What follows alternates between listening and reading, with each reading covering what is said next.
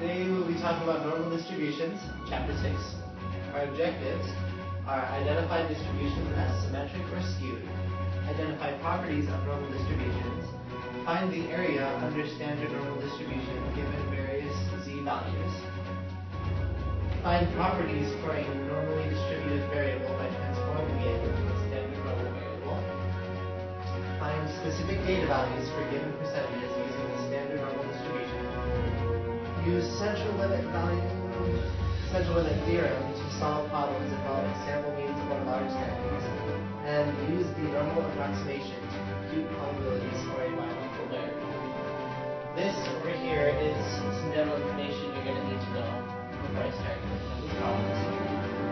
This is a normal distribution. Recognize the bell shape and symmetric.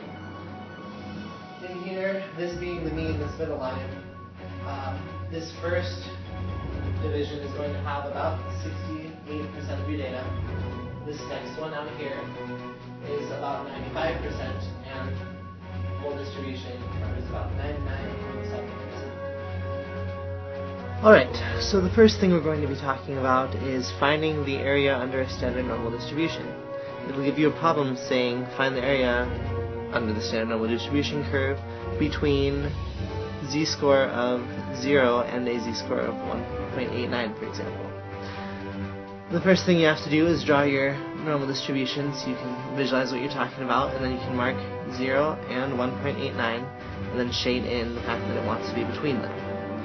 At that point you can then look up the z-score for 1.89, which is 97.06, and the z-score for percentages for the z-score of 0, which is 50%. Then you would subtract these two, and that's when you get that the area of this part right here is 47.06. The next problem is, say it said something like to the left of z equals negative 1.43. Then you would have your negative 1.43, and because it's to the left, which is what the z-score chart gives you, all you have to do is look up the z-score for negative 1.43, which is 7.64.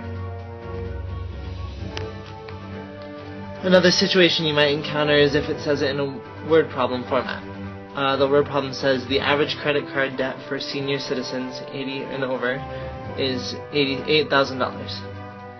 If the debt is normally distributed with a standard deviation of 1,300, find these probabilities. So the A, it wants to know, if the old person owes at least $6,000.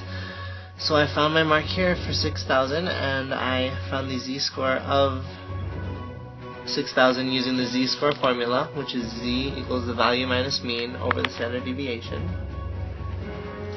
And it gave me negative 1.54. I found the percentage leading to that, which is 0.062, and then took 1 minus 0.062 to find the area to the right of the z-score. The second problem is asking if they owe more than $4,000. So then I have my 4,000 mark, and I again use the z-score formula to find the z-score, which is negative 3.08, and to the left of that would be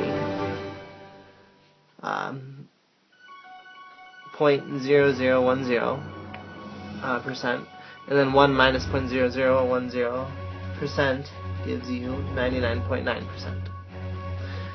And then finally, it wants to know what if the person owes between $3,000 and $7,000.